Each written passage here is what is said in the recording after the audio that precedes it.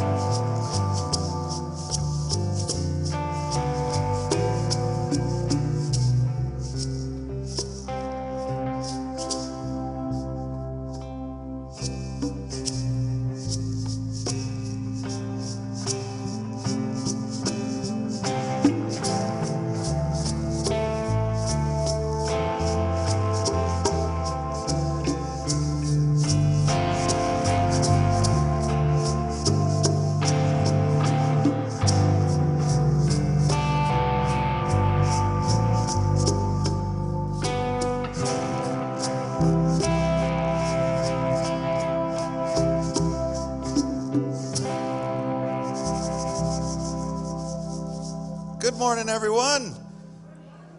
Welcome to Unity of Boulder. Welcome to everyone who's joining us here in-house and everyone who's joining us online. We love spending time with you each and every Sunday. So we've got a few upcoming events and announcements happening here at Unity of Boulder. First of all, we are having an election for our board of directors. And we do have a board of directors here and always have. We have to have one here at Unity of Boulder. And they are the people who kind of oversee our finances, come up with ideas of what we could be doing better, smoother, slimmer, or trimmer. And we are doing an election for them right now. We have 7 people that you can vote for. There's a ballot outside in the lobby that you can fill out. Please grab one. You can take one home and bring it back next week so you can read through everyone's bios and learn about who everyone on that ballot is. You can vote 5 times. And what I mean by that is on one ballot you can vote for 5 people of the 7 people that are on there, and then put it in the box in the lobby. The election will end Sunday, May 25th, following that Sunday's 11 a.m. service. But please, definitely, we do want your votes. It does matter, and these are the people who really, they work behind the scenes to make sure everything here is running like clockwork. It's a great group. So. Our open source group that usually would meet today, that's our group for our 18 to 30-year-olds that usually meets at 12:30 in the bookstore. They are not going to be meeting today due to the fact that everyone called in and they're all going out to lunch with their mothers. So that's obvious. Oh, also, happy Mother's Day, everyone. And if you are looking for a Kundalini yoga class, we have one here at Unity of Boulder. It's every Friday at 11:30 to 1 p.m. right over here in Fellowship Hall. It is taught by a Kundalini master, Rigpa, who's been a master for over 21 years here in this area. It's $13 to drop in, $10 for students or seniors, and 100% of the proceeds from that Kundalini class go to Unity of Boulder. So you're also supporting Unity of Boulder as well as getting fit.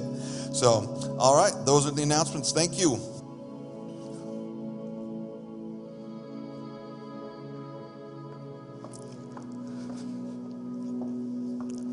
Good morning, everyone. Nice to see you all here today.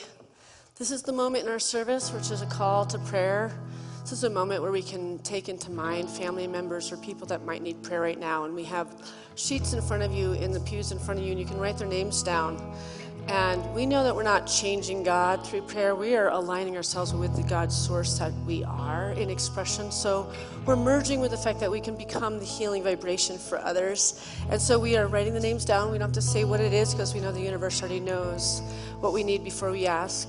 But Steve Sheets is going to come down and collect them, and they will be in our prayer box over here for 30 days in-house being prayed over, and then they'll be sent to Silent Unity in Unity Village, and they'll be prayed over for another 30 days. So you can put yourself down on there. Always feel okay to pray for yourself as well. We like to sing this song to come into the presence of this room, to leave the world outside these doors, and gift yourself this time to connect with your higher state of consciousness, that which you are here to do and be.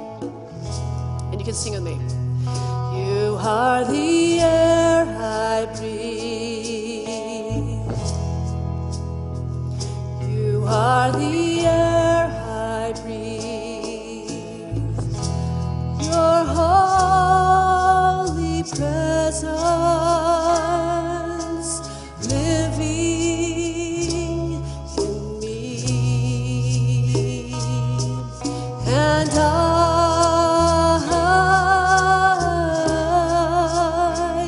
I'm grateful for you.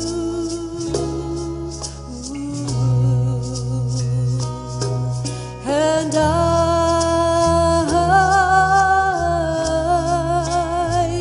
I'm grateful for you.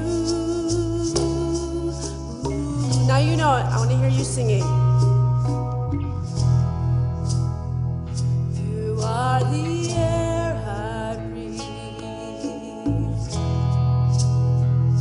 You are the air I breathe.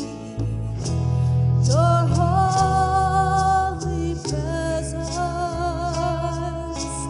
living in me. And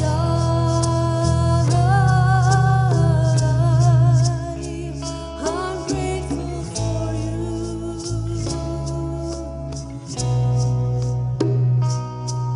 And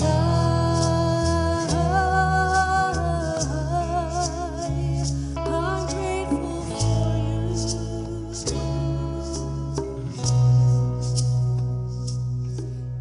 So it is. Thank you. And now we're going to invite our entertainment club up, and we're going to do a sing-along. And we invite you to sing with us. These are easy lyrics, they're fun lyrics, and we've done this number quite a few times, so you should know it. And you can all stand. Let's just get some energy in our bodies. You'll get to sit for the rest of the time in here.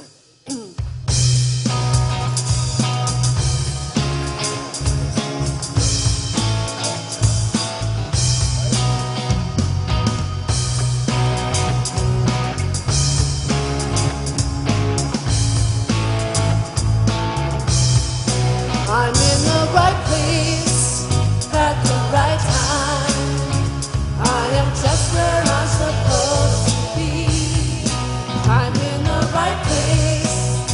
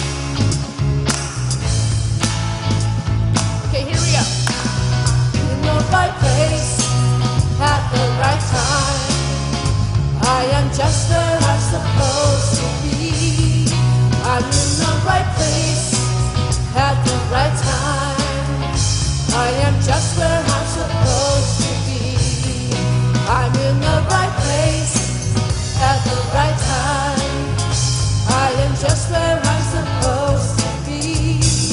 I'm in the right place at the right time. I am just where I'm supposed to be. Oh, my soul is welcome here. My soul is welcome here. I am getting the message loud and clear. My soul is welcome here. One more time. Oh, my soul is welcome here. My soul is welcome here. I am getting the message loud and clear. My soul is welcome here. Gorgeous. Beautiful singing. While you're standing, let's say thank you, God, for this beautiful day. And turn and meet one another and get each other's name. Let's build a little community here. God, just going back.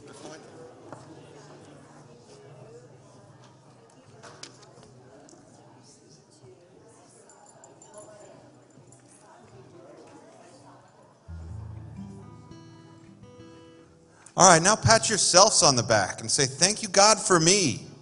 Thank you, God, for me. Wonderful. Now I'd like to welcome to our stage once again Rebecca Abraxas. Welcome back, Rebecca. you, Mike. Just want to let you know that on the third Friday of every month, Rebecca leads an interactive sound journey downstairs in the meditation room at 6:30. That's this coming Friday. And it's going to be a deeply rejuvenating sound bath with vocal energy healing and crystal bowls, followed by a guided group vocal toning. It'll be a powerful night of community and sound therapy. It's $30 if you pre-register or $35 at the door. That's this Friday, 6:30 in the meditation room. Rebecca Abraxas. Get it.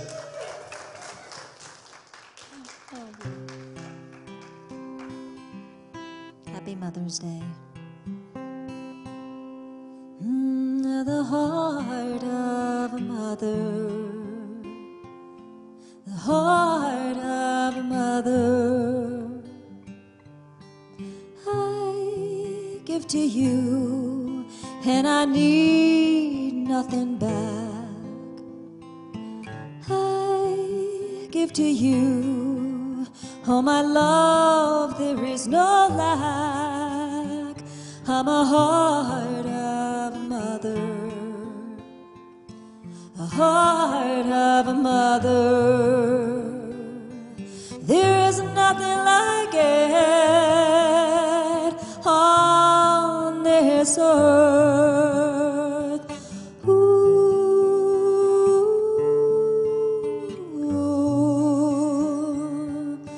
the day has come for you to walk away. Everything in me says, please stay. But my soul, it knows to let you go. But my heart keeps giving unconditionally. 'Cause I'm a heart of a mother, a heart of a mother. There is nothing like it on this earth. Ooh,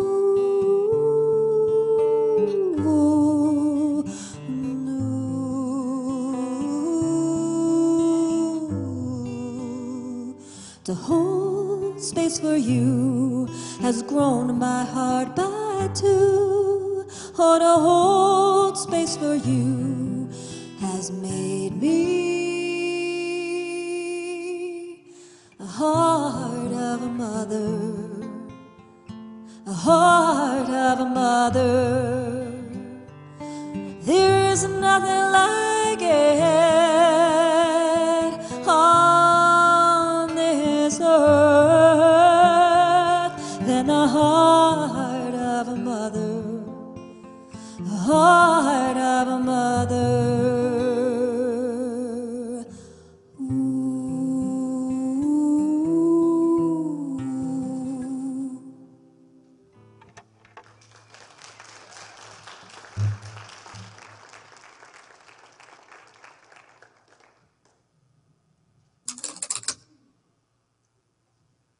Just give me 1 second. Thank Sure. you. Sorry. Hey. Hi. 2 minutes. Thank you. Hi, good afternoon. Sorry about that. Oi.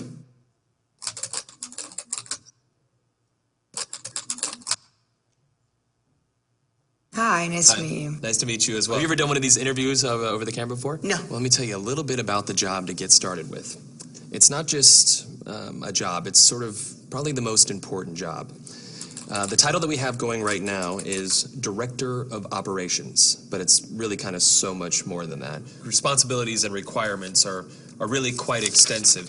First category for the requirements would be mobility. This job requires that you must be able to work standing up most or really all of the time, constantly on your feet, constantly bending over, constantly exerting yourself, a high level of stamina. Okay. That's a lot.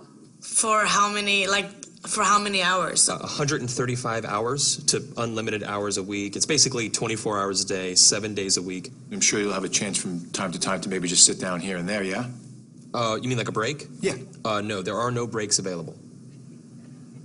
Is that even legal? Oh, yeah, of course, yeah. Okay. Yeah. So, like, no lunch? You can have or- lunch, but only when the associate is done eating their lunch. I think that's a little intense. No. No, not possible. That's crazy. No, this position requires excellent negotiation and interpersonal skill. We're really looking for someone that might have a degree in medicine, in finance, and the culinary arts. You must be able to wear several hats. Associate needs constant attention. Sometimes they have to stay up with an associate throughout the night. Being able to work in a chaotic environment, if you had a life, we'd ask you to sort of give that life up. No vacations. In fact, Thanksgiving, Christmas, New Year's, and holidays, the workload is going to go up, and we demand that with a happy disposition. That's almost cruel. That's almost a very, very sick, twisted joke. But when there's time to sleep or... Oh, no time to sleep. Yeah, all-encompassing almost. That's exactly right. 365 days a year? Yes. No, that's inhumane. That's very insane. The meaningful connections that you make and the feeling that you get from really helping your associate are immeasurable.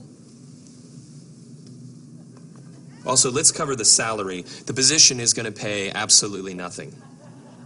Excuse me? No. Nobody's doing that for free. Yeah, You're pro crazy. bono, completely for free. No. What if I told you there's someone that actually currently holds this position right now? Billions of people, actually. Who? Moms. Yeah. Yeah. Moms. That's awesome.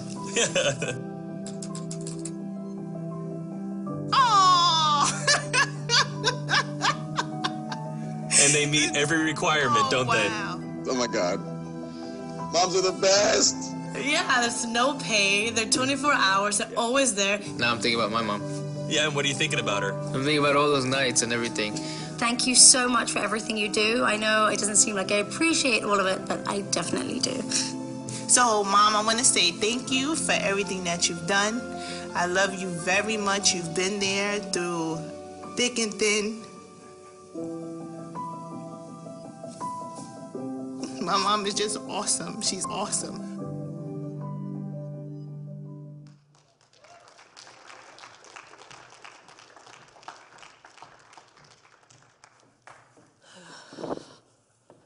I know I've used that video a couple of years. It's so good. I look for other ones, and it's like, that is such a brilliant video for Mother's Day. It really does encompass what that role is. I did change my talk title, so I'm going to take that down. I had to change this sermon. I was reminiscing on my own mother yesterday, and I realized I didn't really have her involved in this talk enough.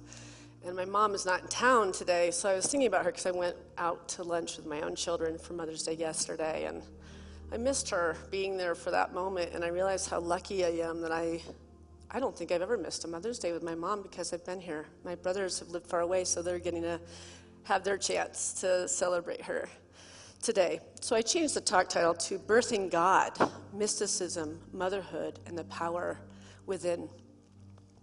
Today we honor not just mothers in the traditional sense, but all the women who have nurtured, guided, and shaped us in countless ways.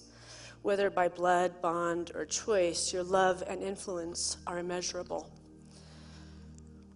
We honor the grandmothers who pass down wisdom and warmth, to the mentors who lead with patience and inspire with strength, to the stepmothers and adoptive moms who love by choice, to the aunts, sisters, friends, and neighbors who mother in quiet ways, to those who may not have children of their own but have mothered many in spirit and care. And we honor the crossed over mothers today that have left a lasting and loving impact on our lives up until today and forever, right? So today we get to honor the ones that are here in spirit and in the physical. And we also get to honor ourselves who are mothers and get to really go, we did it. You know, I'm at the other end of it. I've only got one more to graduate from high school next year, and so I'm coming to that end where it's that, you know, pushing them out of the nest. I don't like empty nesting. It sounds negative. I think it's a beautiful thing that you've created and you built these wonderful beings. God's done it through you that are going to leave and fly because you made it so they're not going to need you anymore. It's really what the big role is, and it's hard to do that, but I've done it well with a 28-year-old daughter, and my son's still lingering about. I have a feeling that they'll both kind of go at the same time. So Mirabai Starr writes, to be a mother is to die again and again, to die to what we thought would be, to who we thought we were, and yet in these deaths we rise. And so do our children, luminous from the ashes of our own errors. The motherhood, it's a mystical experience. And hopefully we brought in the presence of God or Mother Earth or whatever word made you feel supported as we guided these little ones that we know are not ours, but we were just temporarily the guardians and the guides of these souls that have had many mothers and many fathers throughout the many lifetimes they've had. And this was their current space. And what a wonderful honor God gives us this chance to get to know these souls. A mystic is someone who has an experience of union with the One. And the One may be God. It may be Mother Earth. It may be the cosmos. The experience is rare, but everyone has them. I think where you momentarily forget that you are a separate ego, personality, self, and you experience your interconnectedness with all that is. Starr continues to say that the mystical really opens up when we do have our first child. Because for once, we are not here for self. It becomes now everything is all-encompassing for this child, and it's such a wonderful way to just be brought into a higher state of consciousness, because there is like that fear. Like, did you feel that as a mother? Like, once you just had your kid, now you realized you had something to worry about that was beyond. Like, that love was scary. You had no idea you could love like this. We thought we did with that partner that we had, but there's something about that bond, that mother, father, child bond of, oh, this could leave me, and now I have to protect it, right? My mother was a really great mother. She was a lot of things. But my mom was a very spiritual mother, and she was a very mystical mother. And growing up, she has a Native American father, a Mohawk Indian father, and a Russian mother. So my mom had a very fiery side to her because of her Russian side. And then when you got her nature, she was like this yogi in nature that understood the plants and the animals, and she homeschooled us so that the world didn't get to us as soon as it does in school, and popularity and bullying. My mom was majorly bullied as a child, so she had a lot of trauma in her from that. So she created a nest where she was going to make sure nobody hurt us and made us feel less than. And we started our day every day meditating. We had a meditation room, and we would literally roll out of bed and meditate for half an hour before we ever drank any water or ate food. And I dreaded that. You just wanted to sleep a little longer, but it was like this was a dedication. You were going to meditate every morning, and we did that. And it just created this cycle that never left us, right? She was all about natural food and eating very, very organic foods. She made her own breads. She didn't even buy flour. She actually grinded the flour with a hand mill so that the seeds would not get shocked before it was turned into flour. This is how meticulous. She was anal retentive. I mean, it was crazy. And the bread wasn't very good. She was not a good cook, okay? So we're talking like the blandest diet that ever existed, but we were healthy kids. And everything was natural medicine. I never went to a doctor, I don't think, as a kid. I think once because I broke my ankle. That was it. We didn't have a pediatrician. It was all natural medicine, and everything was done through Edgar Cayce's herbs and things like that. So she was pretty magical, and she was also really brave and fearless with some major fevers that we had and things like that, and somehow we'd pull through. So I was, taught resilience from her, and she was a New Yorker. She was from New York, so she was a tough cookie, and not the most coddling person. She was pretty, intense. But one thing we knew is that we were her world. Like, I don't think anything ever actually really mattered to her till we were born. That's at least how she made us feel. That her life started when we came into her life, and she stopped everything. She had no friendships. She had nothing. It was like we were her world. It's an amazing thing to feel that from a mom. It's also, it's a lot of responsibility for a kid to know that your mom's world is you too, though. So I learned as a mother, when I decided to be a mom, that I wasn't going to make my kids feel that they were my world, because it was hard for me to leave my mom, because I knew she needed us in a way. So these are beautiful memories of my mom from childhood.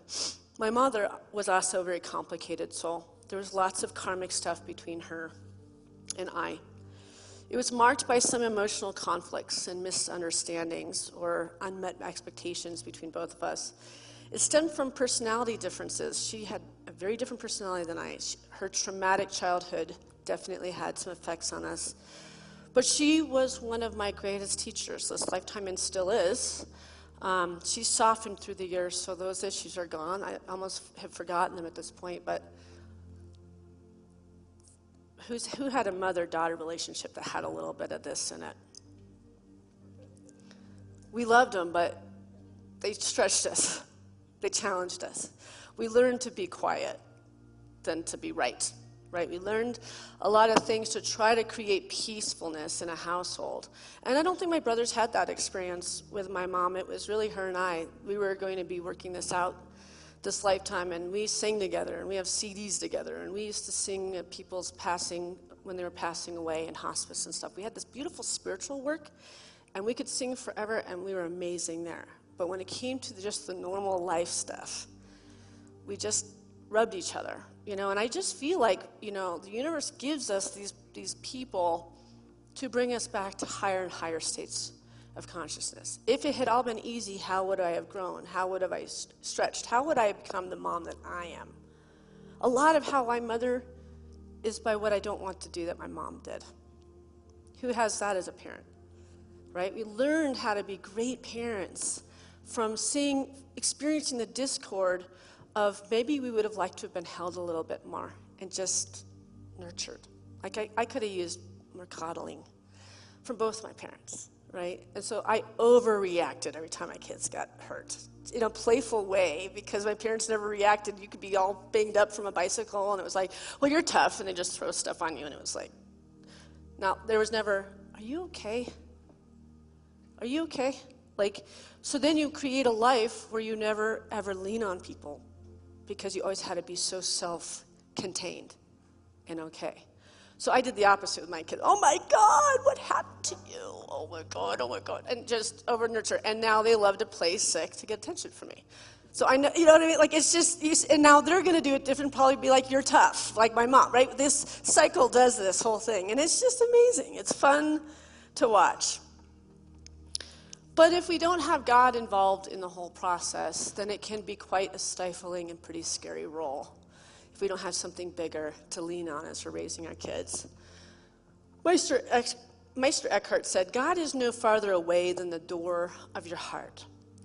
And one of the things that was so mystical about my mom is that the love was there. No matter all of it, I loved her, and I still love her, probably, to the level of my children. Like, the love I have for my mother, because she grew me so much, and she sacrificed so much. And it's insane how you appreciate what they did when you also stumbled as a parent with your own kids. You realize we do the best we can with what we have, and she did do that. Oh my gosh, did she do that? And I did too. So since the word mystical is somewhat subjective here, let's look at what the dictionary says about mystical. Mystical definition involving or having the nature of an individual's direct subjective communion with God or ultimate reality. Involving or having the nature of an individual's direct subjective communion with God or ultimate reality. So who would say that they've had an experience where you had a mystical experience that just could not be of this world? It could not be of the human and the earthly world. So my mom always spoke to these things. She, we had beautiful gardens that she grew, and she'd always speak to the fairies that protected the gardens. But it was never in a fantasy way. It was to a level of how God exists through all these things. And I saw fairies as a kid because she opened her eyes up to see and look for the magical, the metaphysical, the reality that there is something twinkling around, that if we have eyes that only see the world, we'll only see the world.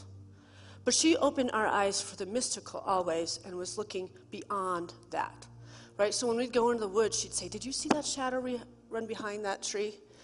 And then we would notice there's like a shadow going behind the trees, but there's a shadow, and it's following us. And she goes, "I know that's my father. He loved nature." So I saw stuff. My mom and dad would be talking about, we always talked about dreams. At dinner, that was something they always asked us about, what our dreams were, trying to find out what was being called for our particular lives. They're very curious about dream interpretation, and they'd help us understand what was going on. And it's like they made sense of the unseen realm. That was the conversations that were happening in our house. It was super cool, and I thought that was normal for everybody. Till I went back to high school, and I'd be talking like this, and my friends would be like, "You are weird. You are a weird one." Like lights flashing when you're talking about something that has to do with a crossover loved one. Who's had that happen? Or door shuts to show you that you're thinking about something and there's nothing there.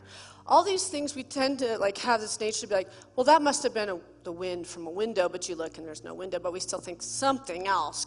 It couldn't possibly be something that's from the ethereal realm that's communicating with us. And the more we open up and we get into this place where my mom always talked about this veil that is between this human world and the ethereal world. And when you're meditating and you're wanting to get wisdom and divine guidance and knowledge on some issue that's coming up, maybe in your parenting or in your career or whatever, you open up to the great masters that are always divinely guiding our lives and letting them know we need support. And that veil gets thinner and thinner, and you'll notice you'll have dreams that clarify. Or somebody crosses into your path and you have a conversation and they answer the very question you're asking to the universe. It comes in many forms, or it will be an animal that crosses your path and you look up the totem and you're like, "Oh my God, that's exactly what I needed to know. I needed validation to go in that direction." Right? And so I think that's what's super amazing about motherhood is that, yeah, there's instincts that take over when we give birth to children. But how we start to rely on our intuition.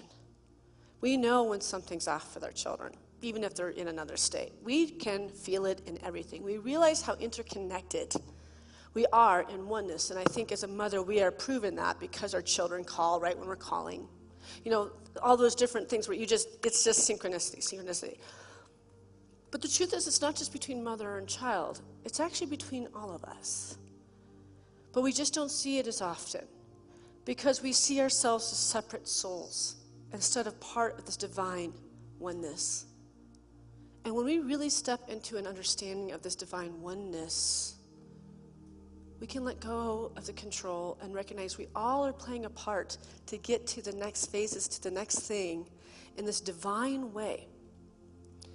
And the divine is part of all of it. So Mirabai Starr, she wrote the book Wild Mercy. She wrote this. And as you gaze at your newborn baby now, there is yet a deeper sorrow behind your resignation to failure. You know that you will be unable to protect your beloved child from the pain of this world. You know you will try anyway, try with all your might, that you will do anything to keep this beloved person from bearing a fraction of the suffering you have endured. That you would die for them. And you do. To be someone's mother is to die again and again. Die to who you thought you were and who you hoped you would become. Die to your cherished notion of what a child of yours should look like, sound like, behave like. Die to your illusion of control. Control of your own emotions, control of your child's experiences. And in proportion to all your deaths, you will be blessed with endless resurrections. You will rise, radiant, from the flames of what you thought was the end of the world. And your child will rise, luminous, from the ashes of your errors. She goes on to say this, and then there will be those moments of perfect wholeness. Many more of these, sorry.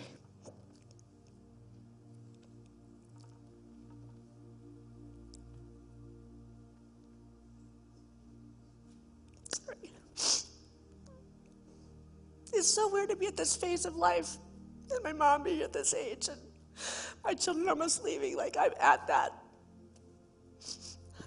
moment that women fear. Like, what is our identity when our kids leave us, you know? Sorry. Let's see if I can read this. I might have to have Rebecca come read this part of this book. Okay, here we go.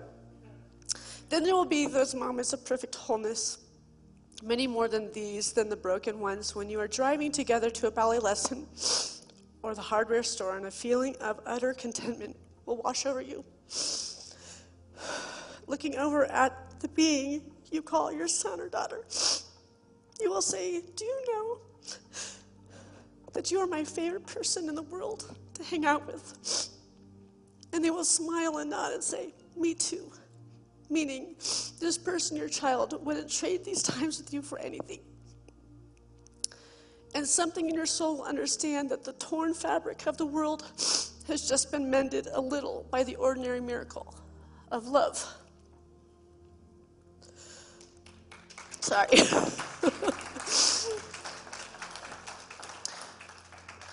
There is no greater name than Mom. And I knew my mom's world was us, and I tried to not make my kids my world, but they are too. I tried to make other things more important, but there's just no way. This is my favorite role, and it always will be. So I have a funny story about my mom. And you guys are going to get to share about your moms. That's why I'm sharing about my mother. And we're going to open the mic up, and you'll be able to share whatever you want about your moms. But it's a funny story about my mother. Well, it's funny because it happened a long time ago. And have you ever heard that statement, humor is tragedy plus time? So this is one of the stories. When I had my first child, I had her at home. And I was 23. And I don't know if anybody's had a home birth, but you're left pretty raw. And you don't have a nurse taking care of you, like immediately just jump into motherhood because you're not in a hospital. You don't get like 24 hours to kind of gather yourself. You just are immediately into momhood. And my mom was there to help me with it. And she was helpful for like 2 days. But then the second day, your milk comes in to nurse your kids. And for me, my body didn't do this right. So I just got engorged and my child wasn't nursing. And it was just more pain on top of the childbirth body and the whole bed. And so my mom says, I'm going to let you sleep, and I'll just try to feed her some colostrum while you're sleeping, and then you can get up and try to feed her in a little while. But I go to sleep, and my daughter's crying and crying and crying. Arenya is. And I'm thinking, where the hell is my mom? Why is she crying like this? And I go out to the bassinet. My mom's nowhere to be found. This is Norma right here. This is so Norma. I was laughing about this the whole night last night. So I pick up the baby. I'm engorged. I have to learn how to nurse this baby. And I'm by myself in the house. My mom's left. And I did figured out that night. I did get it figured out, but by the time the sun was up, I called my mother. And she answered her phone. When she lived way up Boulder Canyon, I lived in Longmont. I said, "Hi, where did you go?" She goes, "Well, I just got this guidance. I had to leave you to let your mother instincts come in." I'm like, "And you didn't feel like that guidance should let me know that you were leaving?" That was just my guidance. Like, that's who she is. Like, I mean, it's just so her. It's like, let me throw you into the deep end of motherhood. Like, don't think you can really lean on me, because you're going to be the mommy of this. And while it worked, it was traumatic, okay? So who am I to judge? Would I do that with my daughters? No. Did I learn that I would probably do a little bit gentler? Like, it's time for your mother instincts to come in. So I'm going to leave for an hour and give you a little chance, and I'll come back, and we'll slowly do this. But no, you'll just disappear in the middle of the night and leave me to it, okay? And that was how my mom did mother us. It was very, and it made me laugh so hard in the middle of the night. I was like, God, she was awesome. Like, you could never replace a Norma. That is a unique lady. And she made me a really strong person. She did actually build a resilience and a strength in me. And, who's to say these were the wrong ways to do it? I just know that I'll do it softer, right? So, we will not carry responsibility for shepherding these human beings through the world by ourselves, because the universe supports us. There's a divine connection to each child, and I'm sure you felt that if you had one, or if you had two, or you had three. They all bring something different to your life. They bring a different energy. They all are magical in all their perfect ways. Some you'll like more than the others, right? Some you'll just jive with, and it's just so easy, and the other one is more conflicting because you don't really think like them. And we can't make them us. All we're here to do is help them expand into everything that they are uniquely as. God as them in this world. The Great Mother holds you even as you hold your sons and daughters. When you feel incapable of making the next decision or even taking the next breath, you will turn to that Mother Earth. You will lay your head in her lap, unburden your heart, and listen for her guidance. And then, warmed beside her hearth, you will go back into the forest and pick up your baby and continue your journey. So mystical experiences don't always come in pretty packages, right? One of the biggest mystical experiences of my life was the loss of my child, my son. That was the biggest mystical experience of my life, and it was the revelation of life beyond the physical was shown to me. I would never really be able to stand up here and know how this all works if I hadn't gone through that experience. It was the most powerful, most beautiful, most heartbreaking, most destroying experience. Mystical experiences come in many different packages. To qualify as a mystic, as one who has had a mystical experience or a series of mystical experiences, it really means allowing yourself to let go of your identity and just being. Carolyn May says, Carolyn May said, letting that divine force go through us with abandon is what transforms the world. That's the thing about mystical experiences. You can't prove them, and what they do, they bring you deeper and deeper and deeper into an inner space that is in conflict with the rational outer space that people collectively share. But in your inner space, that becomes more of this place where you understand how creation works, right? And we can have beautiful experiences where we have whispers of a crossover loved one, right? We might hear their voice, or we might experience them out the peripheral of our eyes, right? And we know we were visited by something that's not supposed to be able to be seen anymore, because the mystical eyes are awake in our heart. And we're willing to be able to always have a relationship with those that are physically here and physically aren't here anymore. And let them be the angels and the guides to move through us so that we're capable to keep stepping into life in a world right now that has a lot of turbulence. But do we have to have a turbulent life if we open up to the mystical and walk through and recognize everything, even when it's not feeling like it's going our way, is in divine order? The way of the mystic is to walk with Spirit leading us and trusting that we will land where we're supposed to always. And when we don't land in places we think we're supposed to be, then maybe it's something better than we ever could think.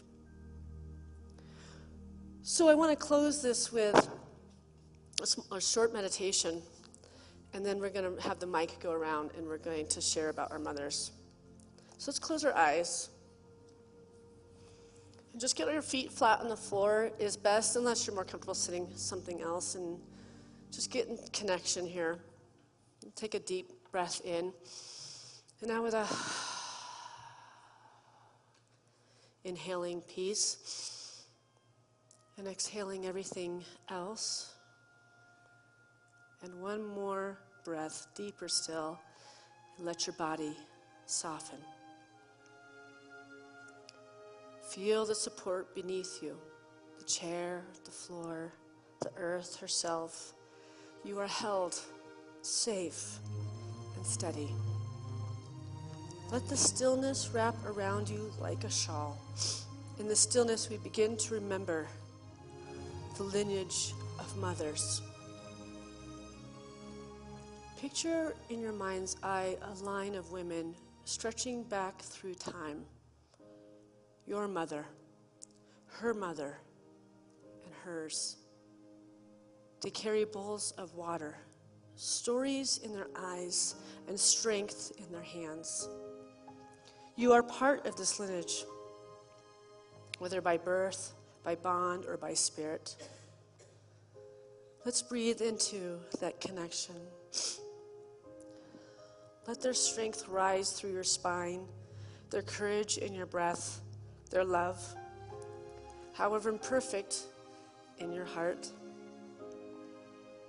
And honoring all forms of mothering, let's bring to mind the many faces of motherhood, the women who gave life, the ones who offered wisdom, the one who stayed when others walked away. Picture them as glowing lights around you. Grandmothers, mentors, sisters, teachers, neighbors, all those who have nurtured you. Feel their warmth like a circle of candles around your soul. And so now let's just gently place our hand over our own hearts right now. Feel its rhythm. This heartbeat is the same drum that echoed in your mother's womb. This is not biology. It is poetry. There is something mystical about this bond. A portal where souls arrive, and a rhythm where love becomes breath, milk, tears, and laughter. Let that heartbeat ground you. Let it whisper, you are loved. You are a vessel of love. Even in your flaws, even in your fatigue. As we begin to return, let's offer a quiet blessing to the mothers who came before you, to the mother you are, to the mothers yet to come, to those who mother in ways the world may never notice. May they be seen, may they be strong, may they know they are sacred. And with one more breath, we release and wiggle our fingers and our toes, and we say, thank you, God, for mothers. Amen. And so now I'm going to take an offering for unity, and we'll have Rebecca sing, and then we will get to share about our mothers if you want to share. And it'll be live streamed, so maybe if your mother lives so far away, you could say, if you watch Unity of Boulder on YouTube, you can see me saying Happy Mother's Day today on camera. So let's just come on down here and we'll take an offering. We just ask that you give back fairly to the center that gives so limitlessly to all of you and to all of you that are catching us online today, that it is a nonprofit, but we still operate in this world. And so therefore we do have to have the finances to keep sharing the mission of Unity, which is to transform lives. So there's a QR code on your handouts, and right here you can go to our homepage on our website and support at the bottom of the page, or you can give cash or checks in here. So let's take our offerings in our hands and bless it with this offering statement. Divine love through me blesses and multiplies all that I have, all that I give, and all that I receive because I give. And again, we have another chance to listen to Rebecca.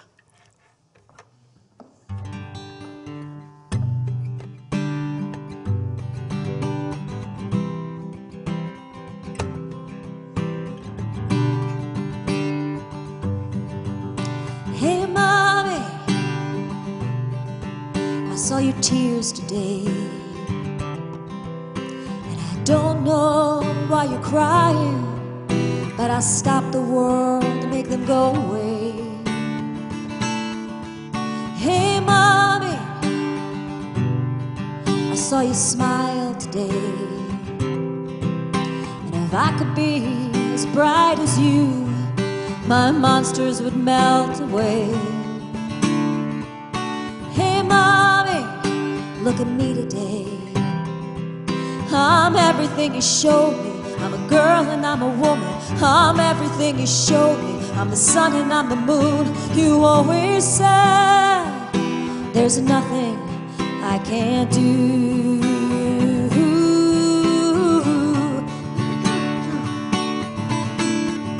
So I'll shine through the cracks of every locked door, and I'll give people love so they won't want for more. And I'll be as I'll be as bright as the Colorado sky. I may fall, but I will rise. And I'll be like the tides and the cycle of the sun, because you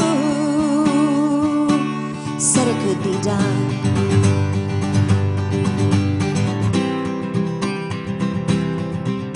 Hey, Mommy, I watched you help a man today, and if we could do what you do, this world would be a brighter place. Hey, Mommy,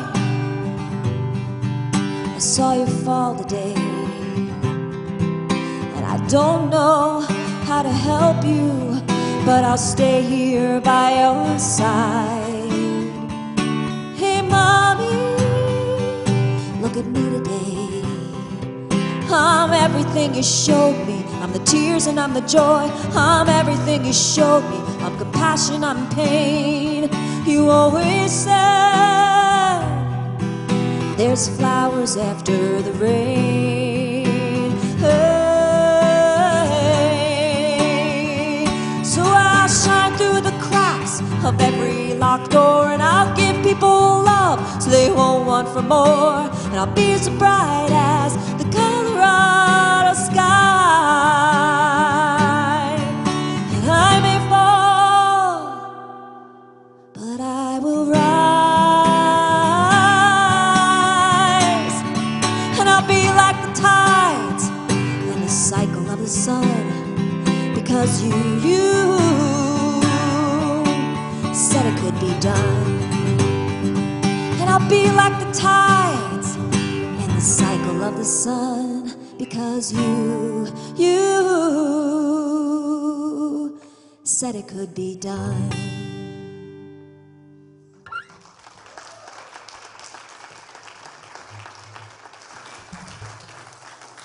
Thank you, Rebecca. That was awesome. So as Syntysche said, now we're going to take some time, and I'm going to run around with this microphone. and you can share a special thought or feeling about your mom. We would ask that you keep it to about a minute-ish, so we have enough time to get to everyone. So all you have to do is raise your hand, and I'm going to come down here so these lights aren't blinding me. All you have to do is raise your hand, and I'll bring the mic to you. Who's the brave one here? Ah, Deb.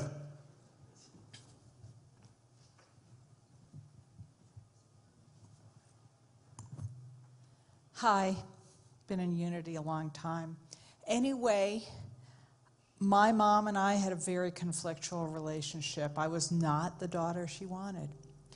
But she did push me hard to do things that I wasn't comfortable with, starting with at age 8 when she sent me to like 2-week Girl Scout camp. I was shy. I was not confident.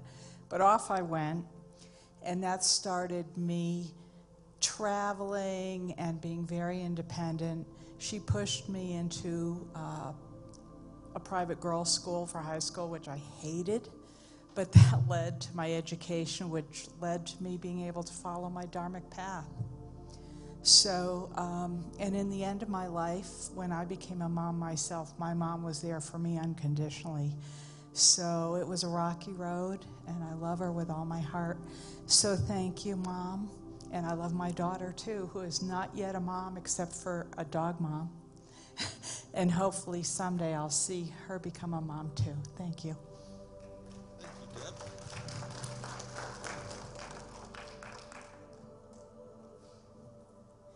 All right, I'll tell a story that I told my father-in-law and my husband this morning.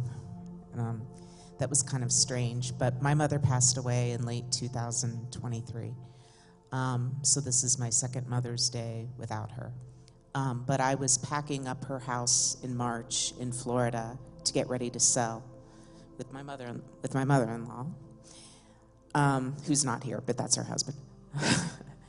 And she was one of those people who she kept a lot of things and thinking that maybe she would use them later, but she never did. But so she was kind of a hoarder in a way, but a neat one.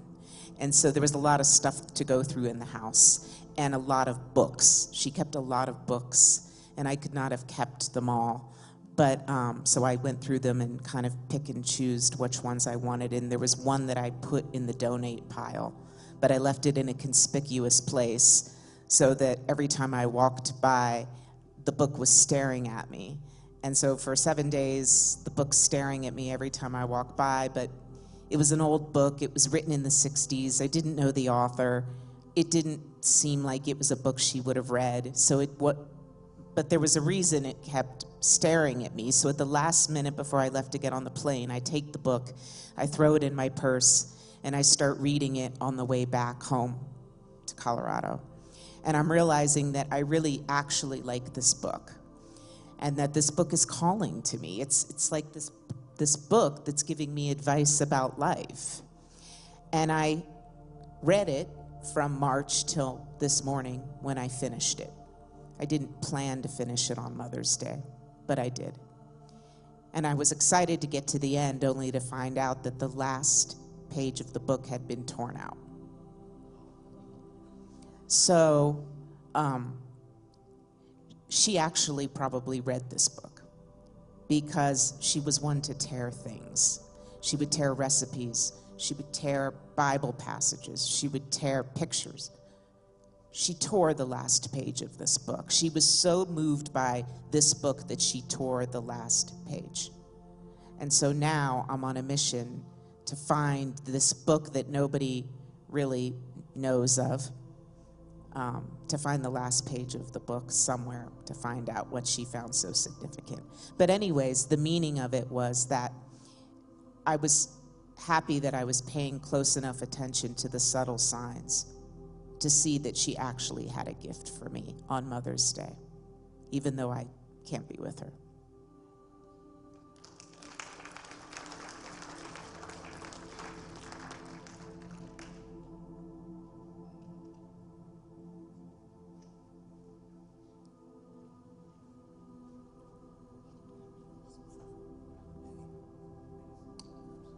My grandma would kill me if I didn't tell this story on Mother's Day. A couple years before she passed, I was 16, and she took me and my 2 younger sisters to Cozumel. And I was 16, so of course I hated it the whole time. But we went out to a zoo, and we talked about our favorite animals, and I said octopus, my little sisters said a giraffe and butterfly, and while we were there, my grandmother mentioned that she loved elephants. And at the zoo, they had a mother elephant coincidentally leading along her 3 babies. And she made the comparison. She was like, for this trip, that's us. And I was 16, so I said, whatever. My very poison-proper grandmother, a month after we get back, texted me that she had gotten a tattoo of the elephant. And I was like, my grandmother got a tattoo? That is absolutely insane. Did you tell the rest of the family this? Did they have a heart attack? And you know what? She sent me a picture of the tattoo, and on her shoulder blade, she got a mama elephant, not with baby elephants, but leading an octopus and a giraffe and a butterfly. And she only got to have the tattoo for a year, but I'm still trying to figure out how to one-up her on that one for my first tattoo.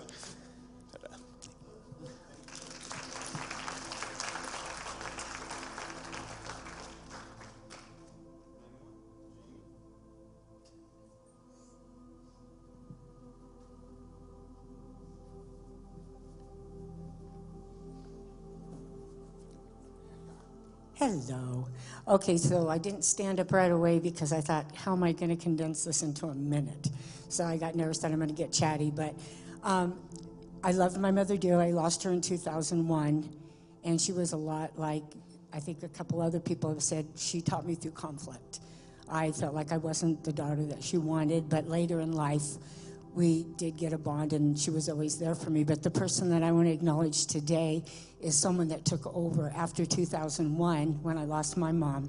And I called her my mom number 2. And she was a very, very special woman in my life. She was always there for me. Took me and my kids on vacations. I had gone through a divorce slightly after I lost my mother.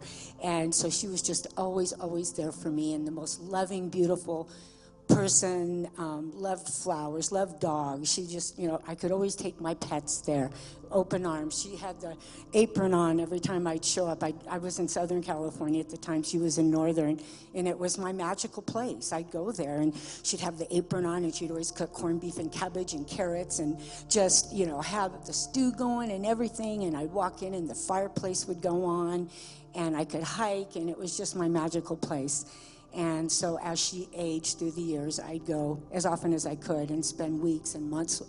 The last one was a year ago this May. I spent a month with her, and she was 91. And I just lost her on actually Palm Sunday this year. And the thing that I want to get across is that every time I would spend time with her, she was one of the most spiritual people that I knew. But yet, she didn't know what she believed. She would always say, I don't know what I believe. My son's an atheist. And I said, well, I'm not talking about your son. I'm talking about you. You are the most loving, beautiful. I go, God is love. Love is all around us. Can you see it? Can you feel it? Oh, I really want to believe. I really want to believe. So I had a mission. Every time I'd go spend time with her to show her signs, to convince her. I would take CDs of Syntysche. I would say, different spiritual teachings. I'd give her books. And just to always leave going, oh, I hope it's like that. I hope it's like that. And at the end, she missed all her loved ones. She missed her husband. And I would show her signs. Look there's her husband right there. Didn't he love poodles? Look at that. And she would go, oh, I really want to believe. So when I lost her, I really wanted to be there so badly for the transition.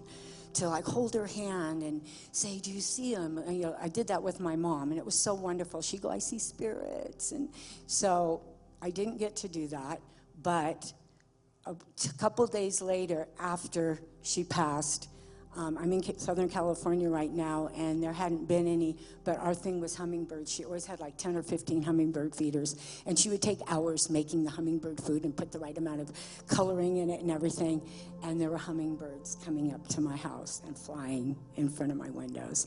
So I know that was her coming back and saying, "You were right." I'm just so grateful that she's in that beautiful place now, and I will miss her. But thank you for listening to my story.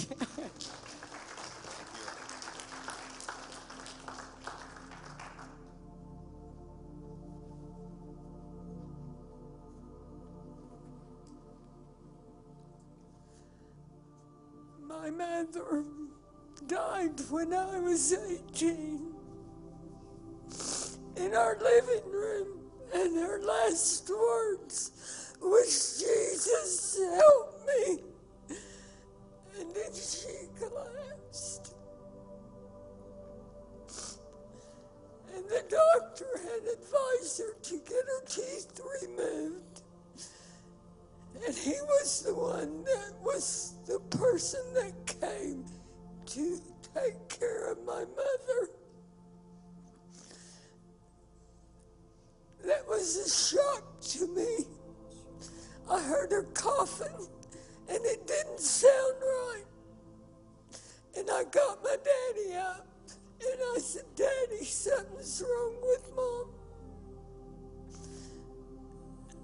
And he came and got her. He had us to open all the windows to the house. It was the eve of Halloween that my mother took her last breath. And I will never, never get over it. But I try. Thank you.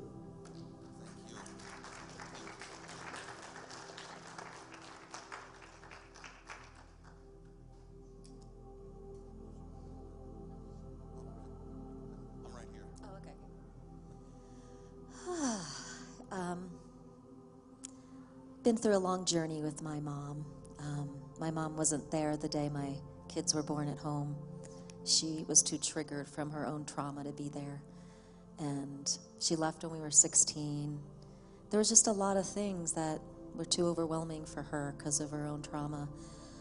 But then being a mom myself, I could see how hard that was for her. And it's such a gift to be a mother myself, to just grow my compassion for the being that my mother came to be for me.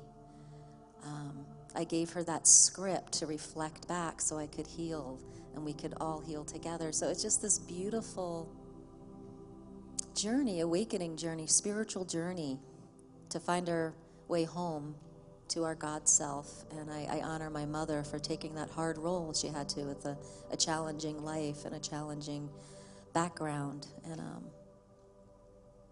I love her. And sometimes it hasn't been easy, but I love her and I thank her, and I'm so grateful for the hard path that she had to walk. That was our contract together. So.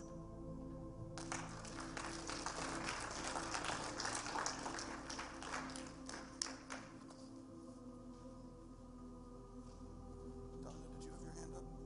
Oh, I thought you did. Oh, okay. Anyone else like to go? Okay.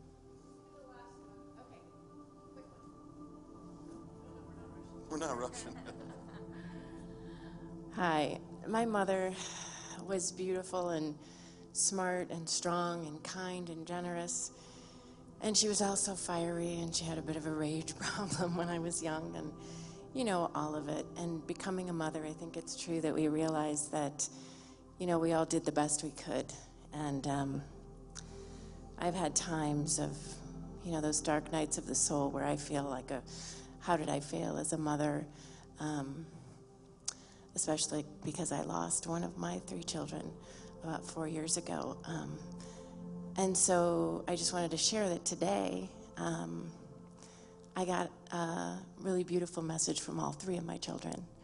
And my son gave me a call and said beautiful things, as he does, because he's my light. And I think I was my mom's light. And the one on the other side sent me a beautiful song by Bob Marley called Three Little Birds, which has been a song that's been meaningful that he sends me.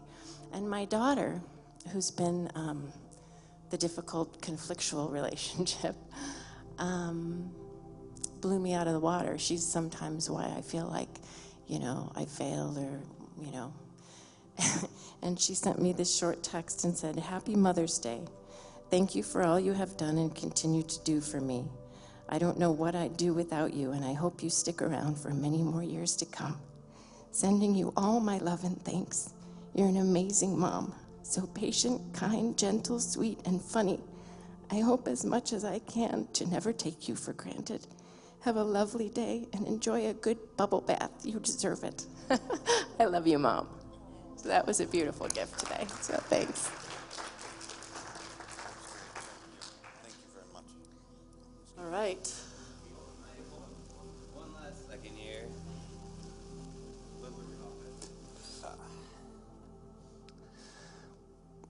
My mom is an infamous lady at this church because she played the piano and organ here throughout my childhood and from day one. In fact, she was even ahead of Jack by 1 or 2 years in the Unity congregation. And when Norma landed here, they just automatically know that they were meant to be musical soul sisters with each other because they loved folk music and a lot of the same artists and jams, and just were such great collaborators that they built the music program here to be an amazing thing. And she's a lady that just gives constantly to everybody around her. I've gone through my own little rough moment in life where a fire happened in my house and I had to move to a hotel room and whatnot, but Mom just steps up and pays the bill, even though I probably would be a little bit iffy on that right now, trying to afford a lot rent payment and whatnot. And so that's what moms do. They show up for you in the best of times and the worst of times, and I love her a lot, and she's saving my day today, but she does it for a lot of people in a lot of small and big ways all the time. So, I think that's about it, but love you, Mom.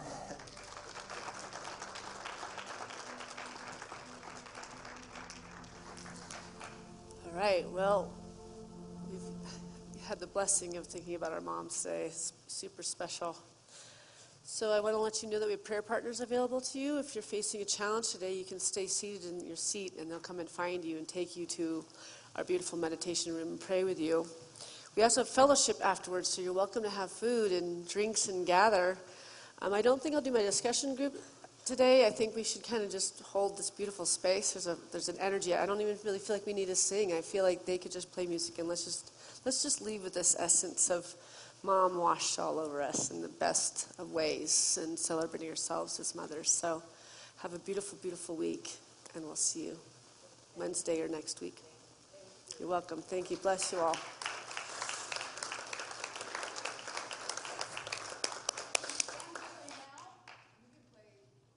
Release and let go. You want to do that? I